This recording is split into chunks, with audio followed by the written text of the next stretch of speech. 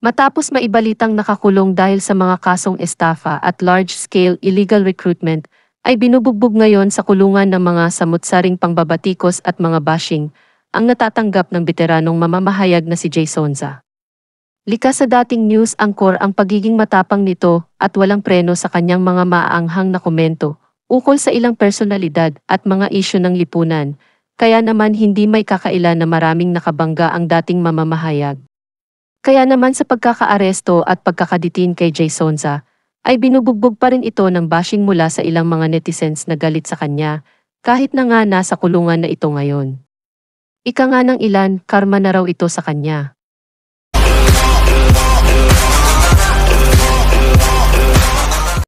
So, sumambulat na sa mga pahayagan, sa social media, sa lahat na usapan sa mga kanto, bangko, kahit saan, ang pagkakadakip po sa veteranong news anchor na si Ginoong Jay Sonza dahil sa mga kasong estafa at illegal recruitment. Large scale ito, Romel. Large scale recruitment ito, illegal recruitment. Alam mo, sa isang makataong lipunan, tayong lahat, nasa puso natin na kapag may nangyayaring hindi maganda sa ating kapwa, kapag merong nagaganap sa kanyang buhay na ika nga pwedeng pansinin, tayo nagbibigay ng pangunawa. Di ba ganyan? Opo. Pero Pero ito, bakit kala ko bakit wala yung picture, yung wala, blur. Tapos ito na nga, di ba, nangyari pa ito 2 weeks ago, pero ngayon lang sumambulat sa atin na inaalam pa natin na ayaw pa lang natin sabihin, di ba? Kung totoo kasi mahirap. August 3. August 3 ito, on his way to Hong Kong. Nangyayari naman po talaga yan. Hindi naman po yan maiaalis talaga na kapag may mga kaso tayo dito sa Pilipinas, at aalis tayo, dapat ay minamanmanan natin at binabantayan ang mga kasong nakahain sa korte. Natural lamang yon. Pwede naman niyang inayos yan Kaya lamang, no bail recommended yung mga kasong kinasasakutan niya. Katulad ng large-scale estafa. Pero ang dami po nagtatanungan ngayon. Sa akin lang. Sang katerba nagtatanong, sang katutak. Bakit ganun? Wala man lang nagtatanggol sa kanya. Kahit yung mga kasamahan niya na mamamahayag, hindi man lang siya, di ba? Hindi man lang siya binibigyan ng katwiran. Di ba? Ito na yung marami pang mababasa tayo, di ba? Tinababasa pa natin na, ayan na, deserve mo yan. May mga ganyan-ganyan pa tayong at saka pinepersonal siya. Pati yung kanya mga mata, idinadamay, di ba? O itsura niya. Alam niyo po kasi nitong mga nakararaang panahon, lalo na nung maging Pangulo, si PRRD, di ba?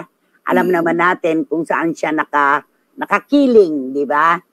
Ito po kasi yung mga panahon na ang dila din po nitong si Jay Sonza ay wala rin pong patawad.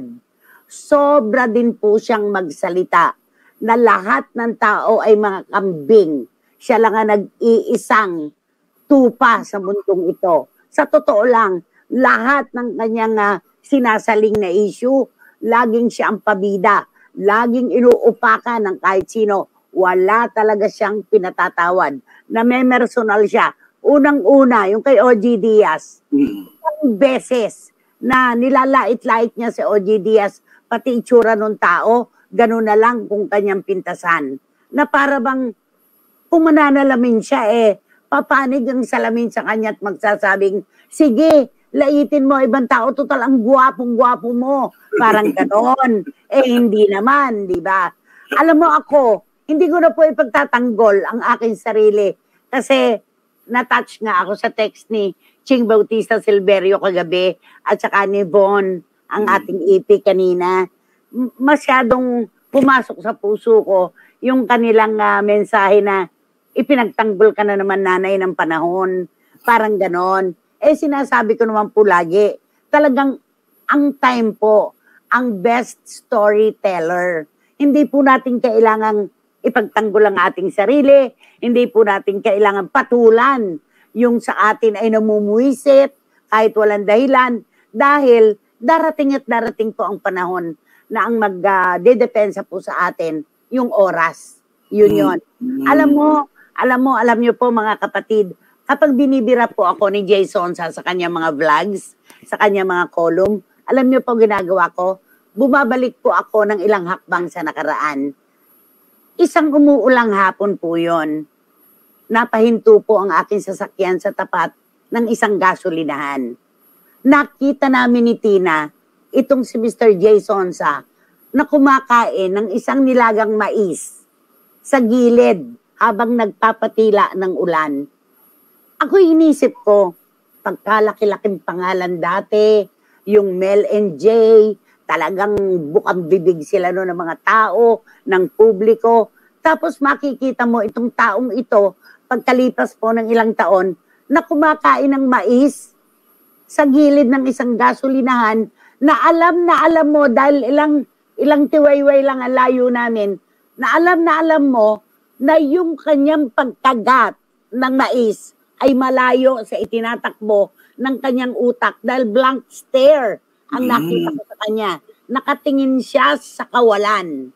Sa totoo lang, isipin mo yung mga kasamahan niya, nandyan pa rin namamayagpag. Pero napag-iwanan itong si Jason Pero sa kabila po ng lahat, hindi po kagandahan ang naging tabas ng kanyang dila.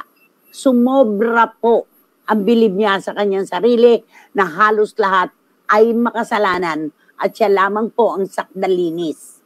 Di ba? Yun yung naano ko.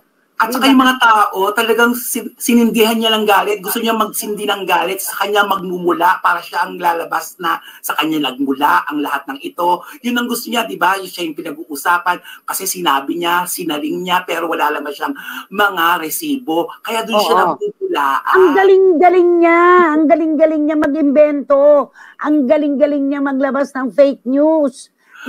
Di ba yung mga ke-OG, eto. Sabi ni Boycie, yan ba ang karma, Mang Jay?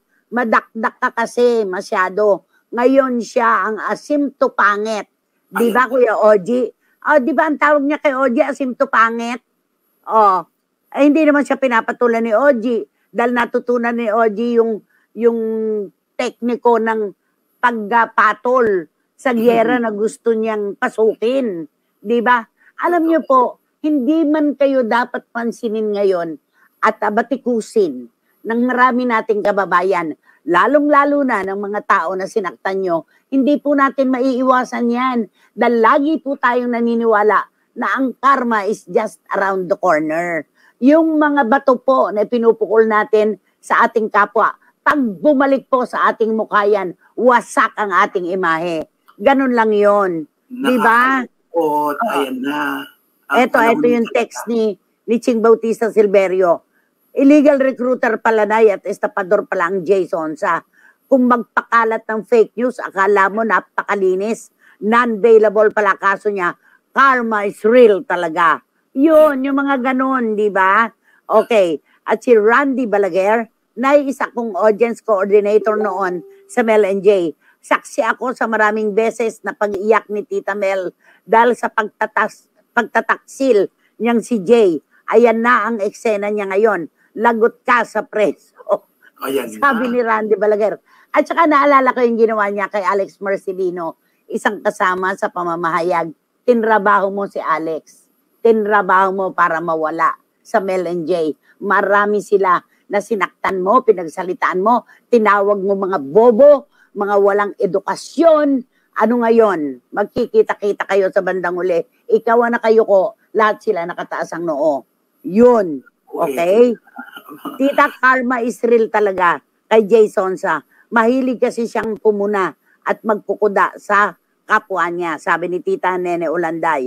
At eto pang sabi ni Ching Bautista, tama lang na pinepersonal siya ngayon ng mga netizens kasi pinepersonal din niya yung mga taong nananahimik at pinipintasan niya dati.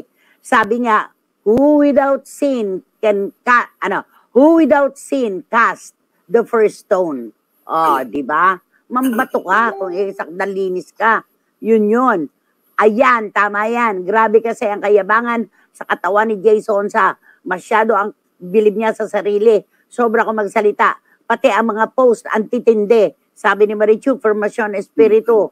Okay, ayan. Sabi niya, Nay, ito na yung panahon. Naalala ko yung kwento mo ng kinakain niyang nilagang mais. Nabanggit mo sa akin yan nung minsan at awang-awa ka sa wala talaga nagagawang magaling yan. Dalawa ang tingin sa mundo, kaya ang akala magagaling na sila. Hay nako, Jason, ito na yung pagkatok ng karma sa buhay mo. Mapagmalinis ka kasi ngayon, ayusin mo ang problema mo. Ay, nako. Ito. Idamay na natin pati yung kay yung kay Julia Barreto. Di ba? Yung sinisigaw ng mga netizens. Nagkaroon po kasi ng pagkakataon na gumawa po ng fake news itong si Jason ipinagparangalan niya sa buong mundo na nagdadalang tao itong si Julia Barreto kay Gerald Anderson. Ayaw bumitiw. Ayaw bumitiw. Pinaninindigan. Ano ka ngayon, di ba, Romel? Oo, eto na. Di ba, napunta pa niya sa dimandahan at lahat-lahat. Ultimo mga tagahanga ni Julia ngayon, sila ngayon ang nagbubunyi na, ayan, deserve mo yan. Nagplano. Hindi tinuloy ni Julia yung kanyang kaso. Sayang nga na may panahon niya. Pero nag-report siya sa NBI. Nag-report siya sa NBI. Ngayon, sinisigaw ng mga tagahanga ni Julia, pati ng mga kababayan natin, pinagtanggol ka na ng panahon, Julia Barreto, parehas ka na kay Jason Yan yun. Kaya ayaw man po natin na magsalita laban sa naganap sa kanya ngayon, hindi po may aalis yun. Nangurot siya, nanuntok siya, nanipa siya, yan ang ibinabalik sa kanya ngayon. Sino ang nag-valedictorian? Nako, ayan. Na kay Julia ngayon, ang huling halakhak, sabi ni Boy Zikaragay, mismo, kung makapagsalita ka, Jason, akala mo, sakdalinis ka, napakayabang mo. Ano ka ngayon? Hindi available ang kaso mo. Galit na galit si Tita Nene Olanday. Nagagalit talaga. Nakakalungkot lang na yun, talaga pag wala ka talagang ginawang mabuti para sa mga kasamahan mo. Hindi ba sabi nga, kapag nagtanim ka ng kulog at kidlat, yun din ang babalik sa'yo. Di ba? Sa totoo lang, yun.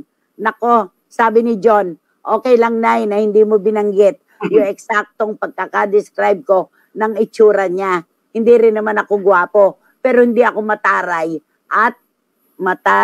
at pintasero na tulad ni Jason nakala mo kung sino. Ayan. Naku, andan, punong-puno po ang aking telepono ng mga negatibo po na paglalarawan kay Jason na hindi po natin maaaring basahin dahil hindi po magiging parehas ang mundo para sa kanya. At saka yung large scale. Naku, large scale. Mahirap idepensa ang large scale illegal recruitment. Kahit ano po ang gawin natin, ang mali po ay mali. Yun lamang po yun.